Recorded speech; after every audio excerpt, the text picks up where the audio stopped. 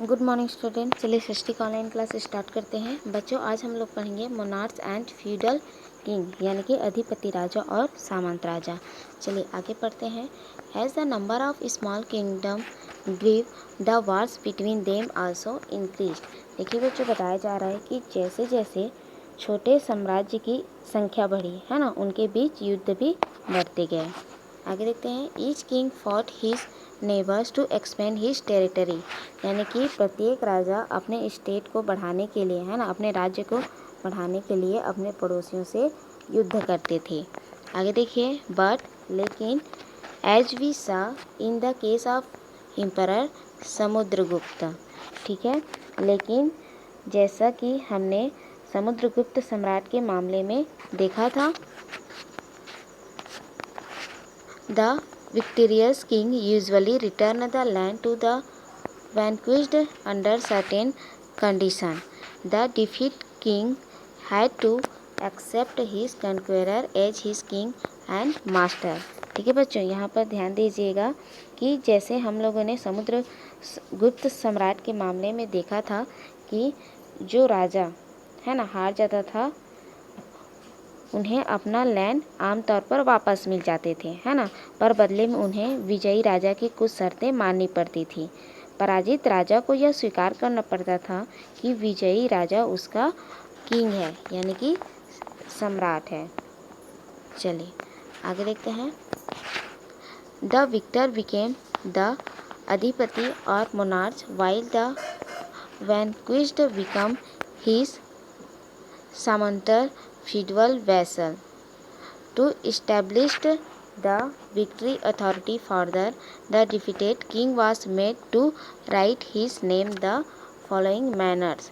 देखिए बच्चों, यहाँ पर लिखा है द विक्टर बिकेम द अधिपति और मोनार्च, यानी कि जो विजयी राजा होता था वो अधिपति कहलाता था। ठीक है, यानी कि जो विजयी राजा था वो अधिपति कहलाता था, किंतु while the vanquished became his सामंत और फ्यूडल वैसल है ना, और जो पराजित राजा होता था उसको सामंत कहते थे। आगे देखते हैं।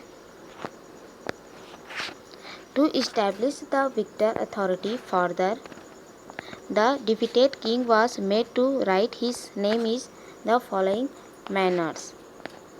ठीक है, यहाँ पर बताया जा रहा है कि यह दिखाने के लिए कि वह किसी राजा का अधीन है ना, पराजित राजा को अपने नाम के आगे यह बात लिखनी पड़ती थी। आगे देखते हैं। महासामंत Shri Kshitipal was place is at the feet of परम भट्टारक परमेश्वर महाराजधिराज श्री भोजदेव। ठीक है बच्चों, यहाँ पर ध्यान दीजिएगा कि यहाँ पर यह बताया गया कि विजयी राजा है ना, जो विजयी राजा था उसका अधीन है, यह दिखाने के लिए है ना, यह साबित करने के लिए जो पराजित राजा था उसको यह बात लिखनी पड़ती थी, जैसे परम भट्टारक परमेश्वर महाराजधिराज श्री भोजदेव के चरणों में रहने वाले महासामंत श्री क्षितिपाल। ठीक है बच्चों, इस तरीके से वे अपने आगे लिख पाते थे। ठीक है, अपने नाम के आगे लिख पाते थे। चलिए आगे बढ़ते हैं।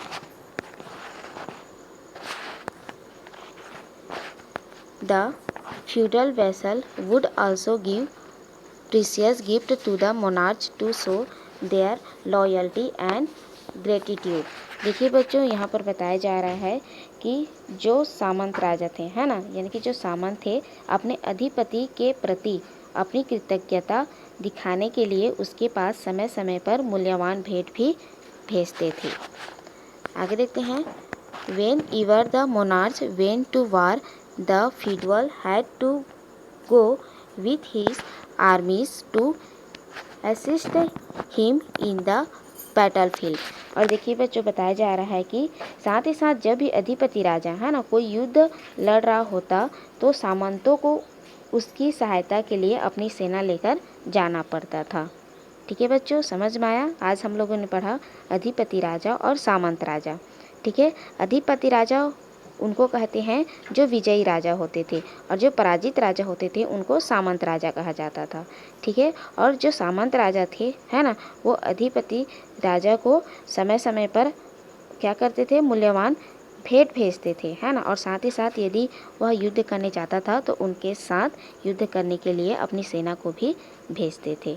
ठीक है बच्चों, तो आज हम लोगों ने अधिपति राजा और सामंत राजा के बारे में पढ़ा। नेक्स्ट वीडियो में आगे पढ़ेंगे। तब तक के लिए आप इस वीडियो को फिर से पढ़िए और समझिए। Thank you.